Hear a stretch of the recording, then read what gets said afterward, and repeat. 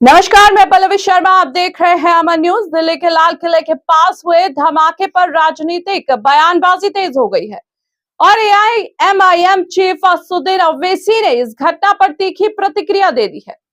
हैदराबाद में एक कार्यक्रम के दौरान उन्होंने कहा कि जो लोग देश के खिलाफ साजिश कर रहे हैं, वे हिंदू हो या फिर मुस्लिम, वे राष्ट्र के दुश्मन है और ऐसे लोगों की बिना झिझक निंदा होनी चाहिए। आपको बता दें कि ओवैसी ने कहा है कि यह बेहद कठिन काम है कि एक संस्था बनाई जाए, लेकिन कुछ लोग अमोनियम नाइट्रेट लेकर घूम रहे हैं जो सीधे देश विरोधी गतिविधियों से जुड़ता है। ओवैसी ने कहा कि दिल्ली धमाके में 14 लोगों की मौत हो गई, जिसमें हिंदू और मुस्लिम दोनों शामिल हैं।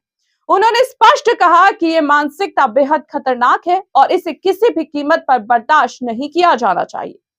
ओवैसी कहते हैं कि देश के दुश्मन चाहे वे किसी भी समुदाय से हो, हमारे दुश्मन हैं। यदि ऐसी गतिविधियों पर खुलकर विरोध नहीं किया गया तो ऐसे लोगों को खुली छूट मिल जाएगी।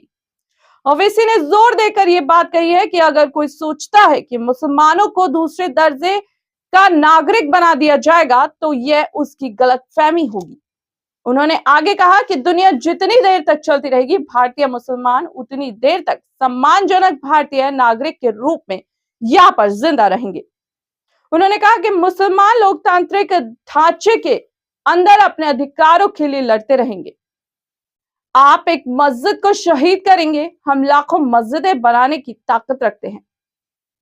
ओवैसी ने कहा कि भारत तभी शांतिपूर्ण देश बन सकता है जब यहां रहने वाले 190 मिलियन मुसलमानों को बराबरी की नजर से देखा जाए।